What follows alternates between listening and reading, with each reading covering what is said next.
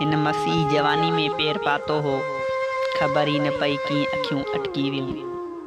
इश्क जी मंज़िल जी का सुध ई न पई, ईअं ई वक़्तु वधंदो वियो। हाण हयाती में ज़िम्मेवारियूं वधी वियूं। हाण कंहिं शहर में नौकरी जो सोचे वरितो। वञण खां अॻु पंहिंजी महबूबा खे चयाईं त हाणे आउं वञां थो, आउं वरी तोॾां वापसि जल्दी ईंदसि। पहिरीं आख़िरी भेरो वञण खां अॻु पंहिंजे महबूब खे भाकुरनि में भरे चुमियो ॾियणु लॻी। हाणे वञण जो वक़्तु बि थी वियो। वञण महिल पंहिंजे महबूबा खे चयाईं त हाणे आख़िरी चुमी ॾे। हिन वरणायो त हाणे वापसि तूं जल्द अचिजांइ, उहा चुमी संभाले रखंदसि। हू हलियो वियो। हाणे यादगिरियुनि जा पहाड़ हिक ॿिए वटि रहिजी विया। वक़्तनि जा वक़्त गुज़री विया, अञा ताईं हू वापसि वरियो ई नाहे। मन जूं मुंदूं ॾाढियूं अजीब हूंदियूं आहिनि। तन्हाई जा लक ऐं जुदाई जा धक मारे विझंदा आहिनि। सांझी तारे मगर मन ऊंधा थी वेंदो आहे ऐं रातियूं राग ॻाईंदे साह में समाइटिजी वियूं ऐं ज़माने जे कंदियुनि रस्मनि जीअण जो ज़मानो पे कढियो।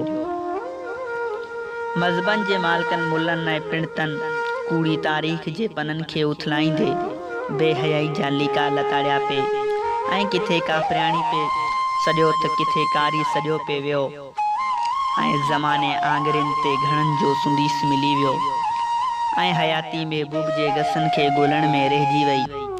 अञा सुम्हण जे छोलियुनि जो पंधु परे हो। हाण त चेट बि गुज़री वियो। चोॾेसि जूं चोललायूं मौसूं ॿारड़नि वांगुरु रांदीकनि सां रांदि कंदे गुज़री वियूं। अञा वापसी जा वण बि न लुॾिया। घणे अरसे खां पोइ हिन जे घर में वॾनि हिक ॿिए सां आस्ते झीणे आवाज़ में चयो त पंहिंजे पाड़े जो छोकिरो इकरार कल्ह वॾे शहर कराची में रोड पार कंदे रोड हादसे में हमेशह जे लाइ हलियो वियो आहे, जितां को बि वापसि नाहे वरियो। उहा ॻाल्हि हिन ॿुधी वरिती। हू ज़ोर सां पट ते किरी पई ऐं ज़ारो कतार रोअण लॻी।